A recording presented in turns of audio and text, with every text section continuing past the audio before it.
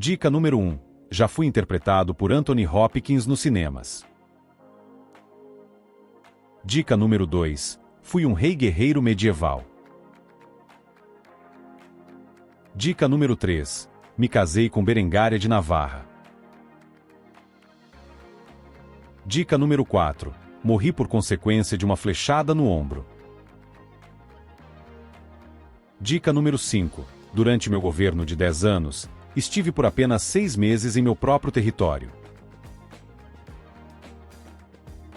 Dica número 6. Venci a Batalha de Arsuf.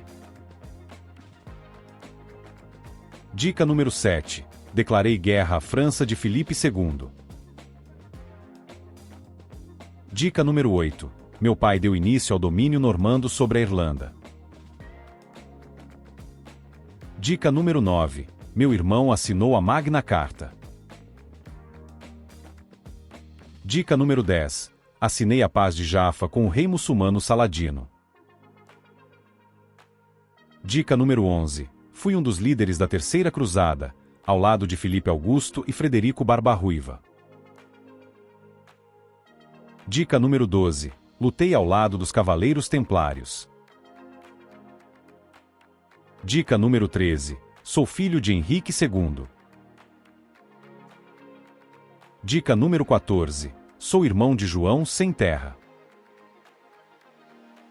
Dica número 15. Existe uma estátua minha em frente ao Palácio de Westminster.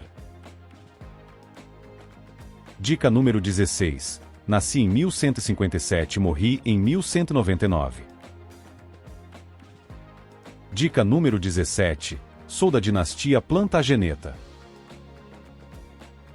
Dica número 18. Não consegui retomar Jerusalém, mas consegui garantir o livre acesso aos peregrinos cristãos. Dica número 19. Fui rei da Inglaterra. Dica número 20. Me tornei um símbolo de coragem, cavaleirismo e heroísmo, e fui apelidado de Coração de Leão. E aí, acertou? Parabéns para quem palpitou, Ricardo Coração de Leão ou Ricardo I da Inglaterra. Ricardo foi rei da Inglaterra entre os anos de 1189 e 1199. Ficou conhecido como Ricardo Coração de Leão, graças à sua bravura nas lutas durante a Terceira Cruzada. Até a próxima rodada do jogo. Quem sou eu?